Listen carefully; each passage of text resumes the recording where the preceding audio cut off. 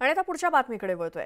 राष्ट्रवादीचे आमदार अपात्रता प्रकरणी विधानसभा अध्यक्षांसमोर आज सुनावणी होणार आहे आणि दोन्ही गटातील सदस्यांना फेर साक्ष देण्यासाठी बोलवण्यात आले आणि या सुनावणीला शरद पवार गटाकडून जयंत पाटील, जितेंद्र आव्हाड उपस्थित राहतील तर अजित पवार गटाकडून अनिल पाटील उपस्थित राहणार आहेत। अजित पवार गटाने स्वतःहून राजकीय पक्ष सोडल्याने त्यांना अपात्र करावं अशी मागणी शरद पवार गटाकडून करण्यात आली। मात्र दोन्ही गटाची बाजू ऐकून घेतल्यानंतर अध्यक्ष आपला निर्णय राखून ठेवणार आहेत।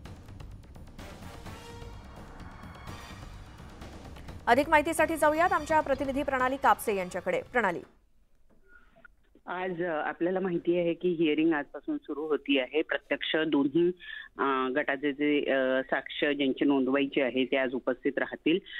आज अनिल पाटील जे की अजित पवार गटाचे आहेत त्यांची साक्ष नोंदवली जाणार आहे किंवा त्यांना फेरप्रश्न विचारले जातील।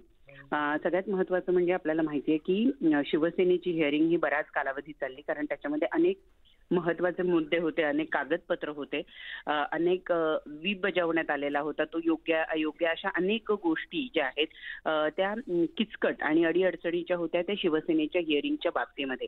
परंतु राष्ट्रवादीचं प्रकरण हे त्यातलं नाही। राष्ट्रवादीमध्ये अनेक गोष्टी, मग ते कागदपत्र असतील किंवा इतर गोष्टी असतील, याची किचकटता किंवा याची गडबड गोंधळ असा फारसा नाही। त्यामुळे आजची ज्या हिअरिंग आहे राष्ट्रवादीची, ही हिअरिंग लवकरात लवकर संपवण्याचा आणि लवकरात लवकर निर्णय देण्याचा विधानसभा अध्यक्षांचा प्रयत्न आहे। साधारण 25 तारखेपर्यंत अपेक्षा आहे की दोन्ही गटाचा जी साक्ष नोंदवण्याचं काम आहे किंवा फेरतपासणीचं किंवा उलट तपासणीचं जे काम आहे ते पूर्ण होईल आणि त्यानंतरचे पुढचे काही दिवस, कारण आपल्याला माहिती की 31 जानेवारीपर्यंत विधानसभा अध्यक्षांना निर्णय द्यायचा आहे। परंतु विधानसभा अध्यक्षांचं असं म्हणणं आहे की जर सुनावणी थोडी लांबली किंवा सुनावणी जरी 25 तारखेला संपणार असली तरी अवघ्या 5 दिवसामध्ये हा निकाल देणं थोडंसं कठीण होऊ शकतं आणि त्यामुळे ते थोडा कालावधी वाढवून मागू शकतात।